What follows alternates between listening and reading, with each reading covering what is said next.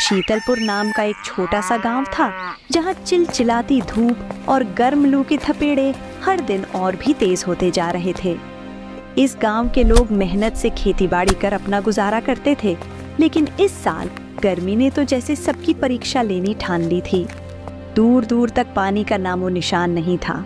तालाब सूख चुके थे और कुएं भी प्यासे लग रहे थे। लोग सिर्फ जरूरत पड़ने पर ही घर से बाहर निकलते थे। गांव के बीचों बीच एक पुरानी चाय की दुकान थी, जो कभी दिन भर चहल पहल से भरी रहती थी। बूढ़े बुजुर्ग और कामगार सुबह शाम वहां जुटते, हंसी मजाक करते और दुनिया जहान की बातें करते। मगर अब हालात ऐसे थे कि दुकान के आगे रखी बेंचें भी सूनी पड़ी थीं। चाय की दुकान के मालिक राम गोपाल, जिन्हें सब काका कहकर बुलाते थे, हाथ में पंखा लिए बैठे थे। उनका चेहरा पसीने से तर था और आंखों में चिंता की लकीरें साफ दिख रही थीं। उन्होंने अपनी जिंदगी में कई गर्मियां देखी थीं, मगर ऐसी भीषण लू और पानी की ऐसी किल्लत उन्होंने बहुत कम ही महसूस की थी। ऐसा लग रहा था जैसे यह गर्मी गांव की रूह तक को झुलसा देने पर आमादा हो।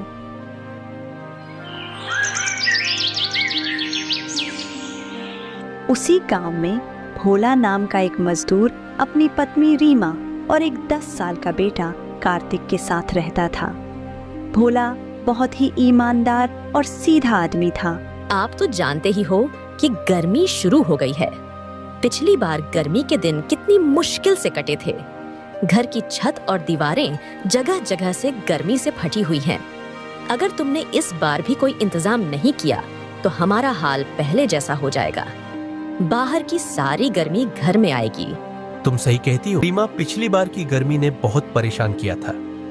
इस बार कैसे भी करके छत और दीवारों की मरम्मत जरूर करवानी होगी। रीमा, मैं मालिक के पास जा रहा हूँ, वह जरूर मेरी मदद करेंगे। अगर मालिक ने पैसे दे दिए तो मैं कल ही छत और दीवारों की मरम्मत करवा दूंगा। इतना कहकर भोला अपने मालिक के पास चला जाता है और मालिक से कहता है, मालिक, आप तो जानते ही हो इस समय घर में एक भी पैसा नहीं है और गर्मी शुरू हो गई है। घर की छत और दीवारें जगह जगह से फट रही है। अगर मैंने छत और दीवारों की मरम्मत नहीं करवाई तो बाहर की सारी गर्मी घर में आएगी। पिछली गर्मी में तो मैंने अपने पड़ोसी के घर से पंखा ले लिया था, लेकिन उसने इस बार पंखा देने से मना कर दिया। अगर इस बार छत और दीवारों की मरम्मत नहीं करवाई तो गर्मी से मेरा पूरा परिवार बीमार हो जाएगा। मालिक, मुझे थोड़े बहुत पैसे दे दीजिए, अगले महीने की तनख्वाह में काट लेना। भोला, तुम्हें अच्छी तरह से पता है मैंने कभी भी तुम्हें किसी चीज के लिए मना नहीं किया।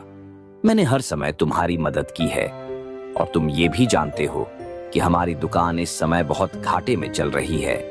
इस दुकान की वजह से मुझे बहुत नुकसान हो गया है, इसीलिए मुझे ये दुकान बंद करनी होगी। तुम भी अपने लिए कहीं और काम तलाश कर लो। मालिक, ऐसे में मुझे कहाँ काम मिलेगा? मैं तो आपसे बस थोड़े पैसे उधार लेने आया था, लेकिन आपने तो मुझसे मेरा रोजगार ही छीन लिया। भोला, मैं तुम्हारी परेशानी समझ सकता हूँ, लेकिन मैं भी मजबूर हूँ। जब धंधा ही चौपट हो गया तो मैं तुम्हें पैसे कहाँ से दूं? भोला, मुझे भी तुम्हारी तरह अपने परिवार की चिंता है।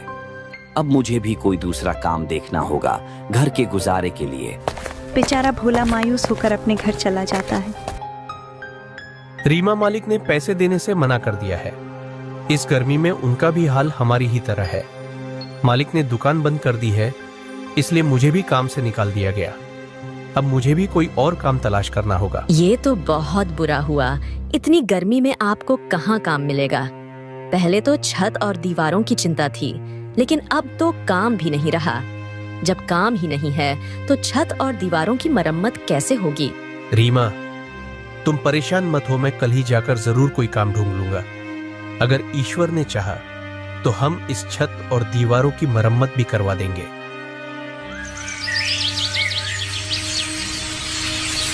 अगले ही दिन भोला काम की तलाश में निकल जाता है। तभी भोला एक गोदाम पर जाता है और मालिक से कहता है, सेठ जी, मैं काम की तलाश में हूँ, क्या आपके गोदाम पर कोई काम मिल सकता है? बेटा, हमारे गोदाम पर काम करने के लिए हमें मेहनती और भरोसेमंद लोगों की जरूरत होती है। तुम किस तरह से काम कर सकते हो? आपको मेरा काम बहुत पसंद आएगा। मैं बहुत मेहनत से काम करता। मेहनत से तो हर इंसान काम करता है। यहाँ गर्मी के मौसम में गाड़ी से राशन के बोरे उतार कर गोदाम में रखने पड़ते हैं और फिर उन बोरों को उठाकर ग्राहकों को देने होते हैं। ये काम बहुत मेहनत का है, खासकर इस गर्मी में। ठीक है सेठ जी, मैं काम करने के लिए तैयार हूँ। आप मुझे बता दीजिए कि कब से आना है। फिलहाल तो अभी हमारे पास कोई जगह नहीं खाली है। हाँ, अगर भविष्य में कोई जगह खाली होगी तो हम तुम्हें जरूर बताएंगे, लेकिन अभी के लिए मुझे माफ करो, मैं तुम्हें कोई काम नहीं दे सकता। ये सुनकर भोला उदास हो जाता है और फिर वहाँ से चला जाता है। उसके बाद भोला कहीं जगह जाता है, लेकिन उसे काम कहीं नहीं मिलता है। भोला को काम की तलाश में उसे सुबह से शाम हो जाती है, लेकिन भोला को कहीं भी काम नहीं मिलता। इसलिए वह सोचता है, आज पूरा दिन निकल गया, लेकिन मुझे कोई भी काम नहीं मिला। मैं रीमा से कितने विश्वास से कहकर आया था कि आज जरूर छत और दीवारों की मरम्मत का इंतजाम कर दूंगा, लेकिन अब तो घर में कुछ राशन भी नहीं बचा है। नौकरी भी चली गई। ये ईश्वर मेरी मदद कर। बेचारी रीमा मेरी वजह से कितना कष्ट सह रही है। भोला थक हार कर एक चाय वाले की दुकान पर बैठ जाता है। तभी भोला ने देखा कि दो आदमी आपस में बात कर रहे थे। आज अखबार में खबर आई है कि लगातार 3 महीने तक गर्मी और लू चलेगी। अगर 3 महीने लगातार लू चलेगी तो किसान और गरीब लोग कैसे जिएंगे? गर्मी की वजह से सारी फसलें सूख जाएंगी और गरीब लोगों का कारोबार बंद हो जाएगा। अरे भाई, जो अखबार में लिखा है मैं तो बस वही बता रहा हूँ। अरे अखबार वाले तो कुछ भी उल्टा सीधा छाप देते हैं, जिससे अखबार ज्यादा बिके। मैं तुम्हें लिख के देता हूँ, ऐसा कुछ नहीं होने वाला। अरे होगा वो जो ईश्वर चाहता है। पिछली बार अखबार में छपा था कि इस बार बिल्कुल भी गर्मी नहीं होगी, लेकिन हुआ उसका उल्टा। पिछली बार कितनी तेज गर्मी पड़ी थी। अरे मेरी दुकान लगभग 1 महीने तक बंद पड़ी रही, इसलिए अखबार में छपी बातों पर ध्यान मत दिया करो। मुझे लगता है तुम सही कह रहे हो। हमें अखबार की बातों पर विश्वास नहीं करना चाहिए, लेकिन हाँ, हमें होशियार रहना चाहिए ताकि अगर कुछ समस्या आए तो हम तैयार रहें। भोला को इन दोनों आदमियों की बातें अजीब लगती हैं, इसलिए वह वहाँ से चला आता है और वह अपनी पत्नी से कहता है, रीमा, मैंने हर जगह काम तलाश किया, लेकिन कहीं भी मुझे काम नहीं मिला। अब तुम ही बताओ मैं क्या करूं? अब तो घर का राशन भी खत्म हो गया है और सुबह से कार्तिक की तबीयत भी बहुत खराब हो रही है। उसका सारा शरीर गर्म हो रहा है। मुझे लगता है उसे लू लग गई है। तुम उसके लिए दवाई ले आओ। लेकिन रीमा, मेरे पास तो 1 पैसा भी नहीं है। कुछ ही देर में कार्तिक का तबीयत बहुत ज्यादा खराब हो जाता है। भोला, अगर कार्तिक को इलाज नहीं मिला तो उसकी हालत और बिगड़ सकती है। तुम्हें जल्दी से कुछ करना होगा। जानता हूँ रीमा, लेकिन मेरे पास 1 भी रुपया नहीं है। ऐसे में कार्तिक के लिए दवाई कहाँ से लाऊं? मैं एक काम करता हूँ, श्याम के घर जाता हूँ, वो मेरी मदद जरूर करेगा। भोला श्याम के घर की ओर चल देता है और जोर जोर से श्याम के घर का दरवाजा खटखटाने लगता है। जैसे ही श्याम घर से बाहर आता है तो भोला श्याम से कहता है, श्याम भाई, मेरा बेटा बहुत बीमार है, उसे लू लग गई है। अगर उसे जल्दी से सही इलाज नहीं मिला तो उसकी हालत बहुत ज्यादा बिगड़ जाएगी। प्लीज तुम मुझे थोड़े से पैसे उधार दे दो। मैं तुम्हारा ये एहसान कभी नहीं भूलूंगा। भोला भाई, मेरे पास जितने भी पैसे थे वो सब एसी लगवाने में खर्च हो गए हैं। इसलिए देखो भाई, मैं तुम्हारी कोई मदद नहीं कर सकता। हो सके तो मुझे माफ कर देना। भोला, अगर मेरे पास पैसे होते तो मैं तुम्हारी मदद जरूर करता। मुझे इस बात का बहुत दुख है कि मैं तुम्हारी इस परेशानी में मदद नहीं कर पा रहा हूं। श्याम भाई, ये सिर्फ पैसे की बात नहीं है, ये मेरे बेटे की जिंदगी का सवाल है। क्या तुम सच में मेरी इस गंभीर स्थिति में मेरी मदद नहीं कर सकते? क्या मेरा बेटा तुम्हारी दया और सहायता के लायक नहीं है? भोला, मेरी बात को समझने की कोशिश करो। मैं सचमुच तुम्हारी मदद करना चाहता हूं, लेकिन मेरे खुद के हालात इस समय सही नहीं है।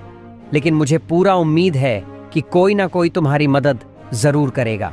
इतना कहकर श्याम घर के अंदर चला जाता है। श्याम की पत्नी श्याम से कहती है, अरे कौन था दरवाजे पर जो इतनी जोर जोर से दरवाजा पीट रहा था? अरे मेरा दोस्त भोला था। उसका बेटा कार्तिक बहुत ज्यादा बीमार है, उसे लू लग गई है। उसके इलाज के लिए उधार पैसे मांगने आया था। मैंने साफ मना कर दिया उधार पैसे देने के लिए। लेकिन भोला तो आपका बहुत अच्छा दोस्त था। उसने तुम्हारी हर मुश्किल वक्त में बहुत बार मदद की है। फिर तुमने उसे पैसे उधार देने से क्यों मना कर दिया? अरे भगवान, मैं कोई दानवीर नहीं हूं जो हर किसी की मदद करता फिरूं।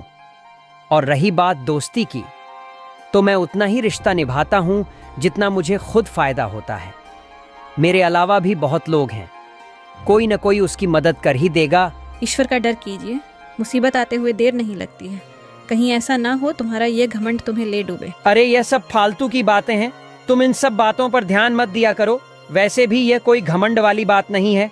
अरे मेरे पैसे किसी को दूं या ना दूं मेरी मर्जी। भोला अपने घर आता है, तभी उसका बेटा कार्तिक अपनी माँ से कहता है, माँ, मुझे बहुत गर्मी लग रही है। मेरा सिर भारी हो गया है और मेरा पूरा शरीर जैसे आग में जल रहा हो। तुम कुछ करते क्यों नहीं? बच्चे की हालत खराब होती जा रही है। मरता है तो मरने दो, इसे भी पता चले कि यह गरीब बाप के घर में पैदा हुआ है। मैं थक चुका हूं लोगों से पैसे उधार मांग मांग के। कोई पैसे उधार देने को तैयार नहीं है। जबरदस्ती छीन के तो नहीं ला सकता ना मैं। ऐसा मत कहिए, आपको एक बार मुखिया जी के घर चले जाना चाहिए। वो हमारी मदद जरूर करेंगे। मुखिया जी से कहना हमारा बच्चा बीमार है, उसे इलाज की सख्त जरूरत है। भोला मुखिया जी के घर पहुंच जाता है और मुखिया जी से सारी परेशानी बताता है। मुखिया जी, मेरा बेटा बहुत बीमार है, उसे लू लग गई है और इलाज की सख्त जरूरत है। लेकिन मेरे पास एक भी पैसा नहीं है जिससे मैं अपने बेटे का इलाज करवा सकूं।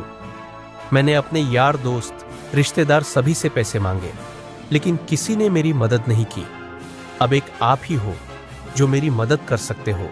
भोला, तुम्हारी बात सुनकर मुझे बहुत दुख हुआ। बुरे वक्त में कोई किसी की मदद नहीं करता।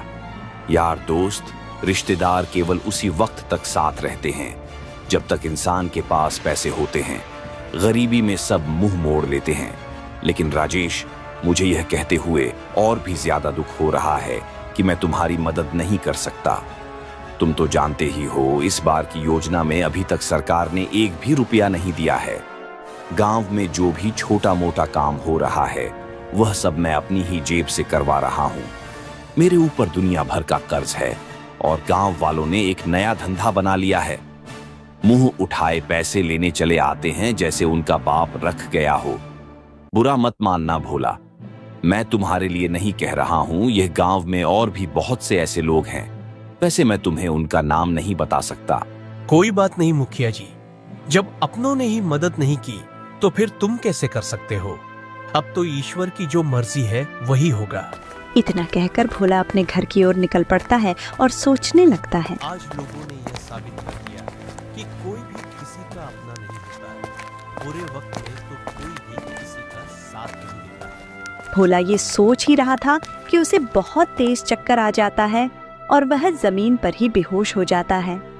उधर से एक आदमी आ रहा होता है। उसने भोला को बेहोश देखा तो उसे अपने घर लेकर आ गया।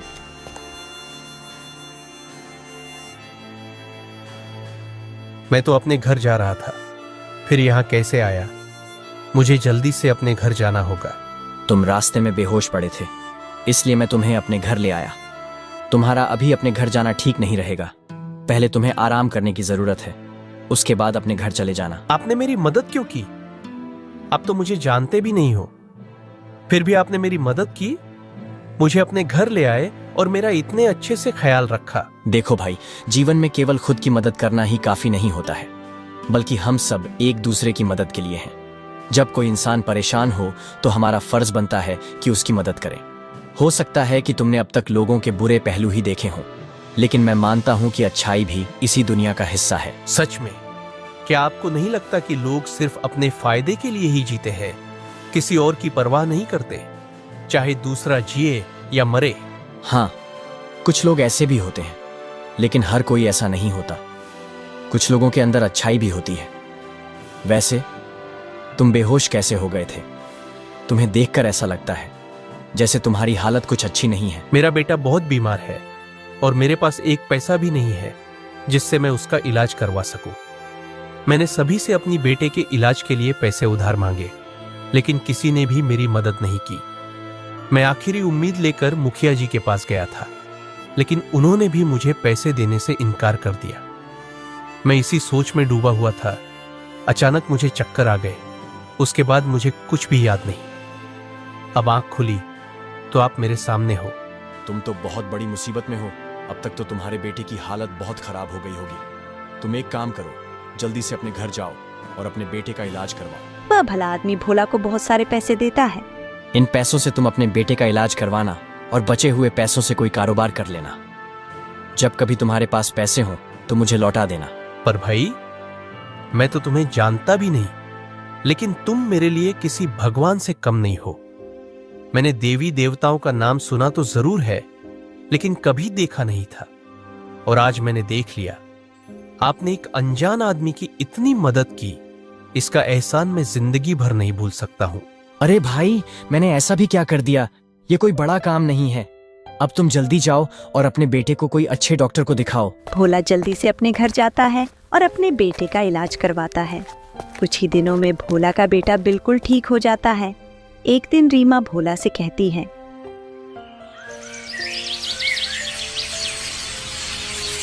आपने मुझे बताया नहीं, आप पैसे कहाँ से लाए थे?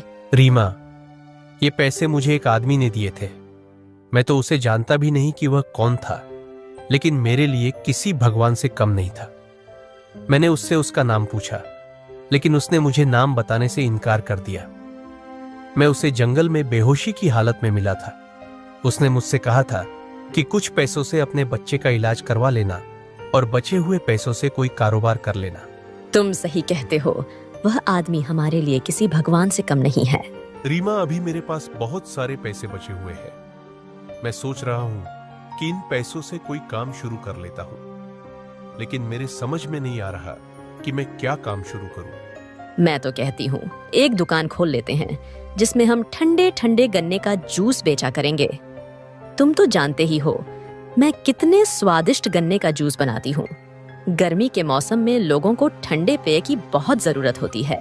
तुम सही कहती हो रीमा, गर्मी में ठंडे पेय और जूस हर आदमी को पसंद है।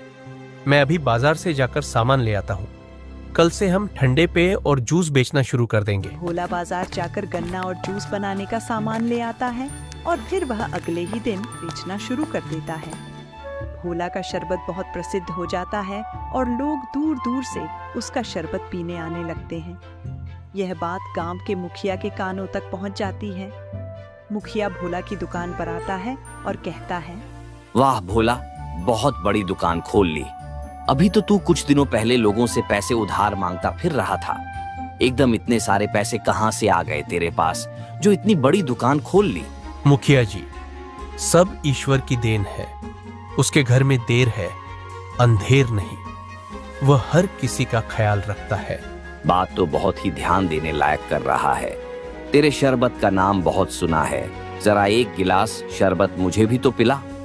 मुखिया जी जैसे ही रीमा के हाथ का शरबत पीते हैं, वह तो रीमा की तारीफ करने लग जाते हैं। अरे वाह, बहुत ही स्वादिष्ट शरबत है भोला।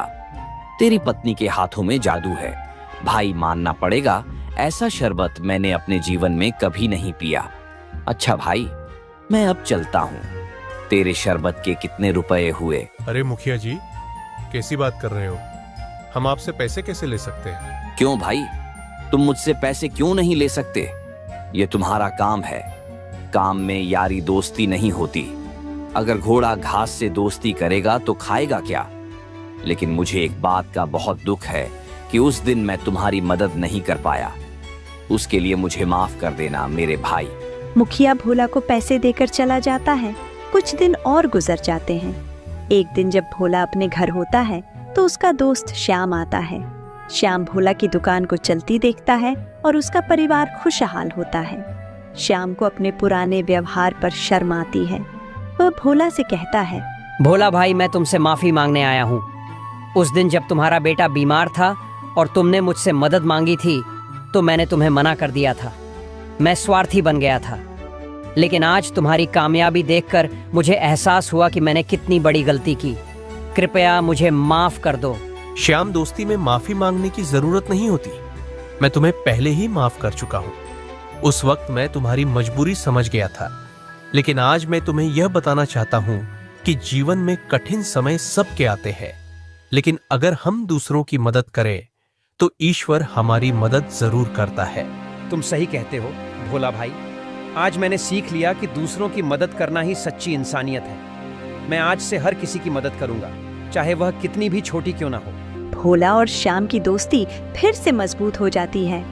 भोला की दुकान दिन ब दिन फलने फूलने लगती है और वह गांव के लोगों के लिए एक मिसाल बन जाता है।